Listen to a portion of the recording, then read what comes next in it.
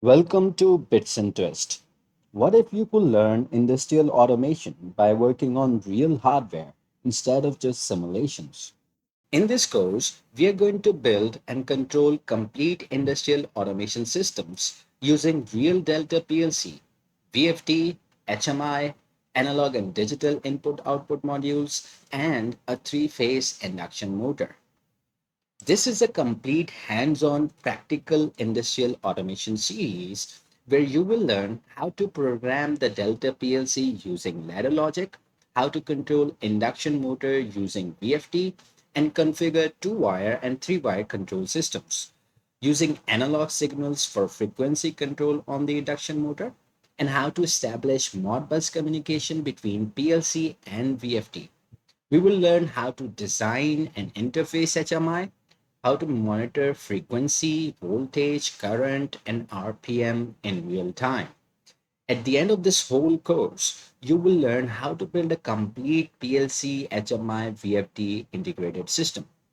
Unlike most theoretical tutorials on YouTube, this series focuses on practical implementations using actual industrial hardware.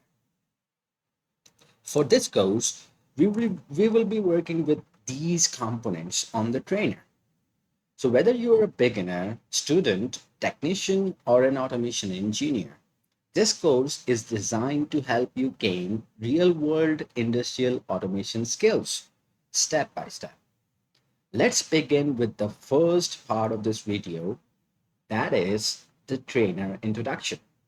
Okay, now, so this is our trainer that we are going to use in the second video series of Delta PLC. So let me give you some of the main components that are attached to this trainer. So we are having a DVP S0 DVP PS02, which is basically the power supply. It is going to take AC input from main, and it's going to convert into the DC of 24 volt and maximum ampere is 1. So this power supply is used to power the PLC and its extension module as well. So we are going to use the DVP PS02 power supply, and we have got DVP 14SS2.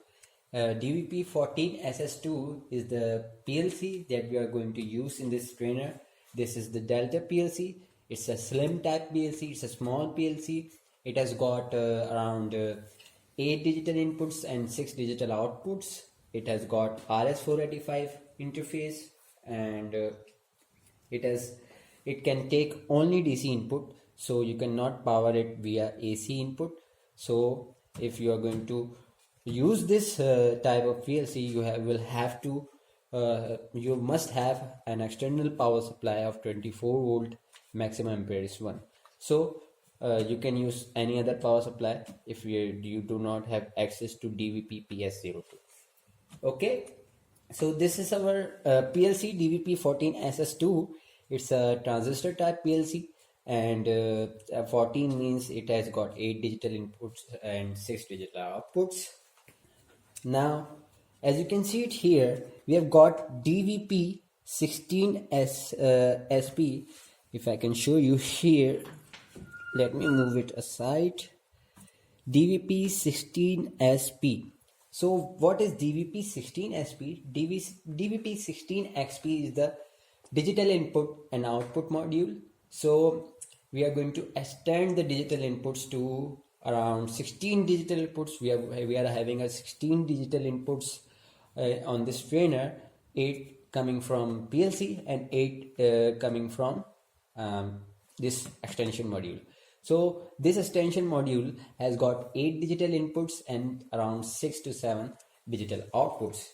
Okay, so this is our DVP 16SP digital input output module. It's also taking power from this power supply. Now we have got DVP 06XA. If you can see it here, DVP 06XA. It's an analog input output module. It's called the mixed module. It has got 4 channels of analog inputs and almost 2 channels of analog outputs. Channel 5 and 6 are analog outputs, and channel 1 to 4 is analog inputs. Analog inputs can be of range like minus 10 volt to plus 10 volt. It can be of current type. So we have got ranges. So we are going to learn this part in the second video series. So this is the TLC part here. So now we are having a Delta HMI. It's called the Do B series HMI. Do B series HMI has got a communication port. A communication port, only single communication port is available on this Delta HMI. So this its version is Do B series B03S211. B means it's a B series. 0 to 3 means it's a 4.3 inches large, and S means it is a standard one. It is not an Ethernet type, and 211 has got its own meaning. So we have got one communication port, which can be used for 3 communication protocols. So RS4 232, 485, and 422. We have got 3 communication protocols. So only one communication port can be used for these 3 communication protocols. So this is the multifunction communication port that can be used with this HMI. Okay, we are also having a HMI USB, which is used to upload or download the program to the PLC. So we are going to use this HMI USB. Also, we have got another USB type A, maybe type A or type B, but it is used for external peripheral interface, like if you are going to use the SD card or the USB sticks or the flash drive, or if you are going to interface a printer, barcode reader, or any other webcam, various peripheral devices, you can use the USB type A or B in this, which is available on this HMI. So you can use it, but since it is not shown on this trainer because it's on the back side of this trainer, and since we do not have access of on the USB type A, so we are not going to use in this video series, but I am giving the brief introduction. So it's good to know that we are having it in this HMI. So now let's see this Delta VFD series. Delta VFD series is used in this trainer. It's called an S series VFD. It is used for controlling the induction motor or any other motor that we have got. So this VFD has got digital keypad here that can be used to run the PLC. This run button here, stop button here, this knob which is the potentiometer that can be used to control the speed of the induction motor. So this is it. Also, if we open it, you can see it here. We have got external terminals as well.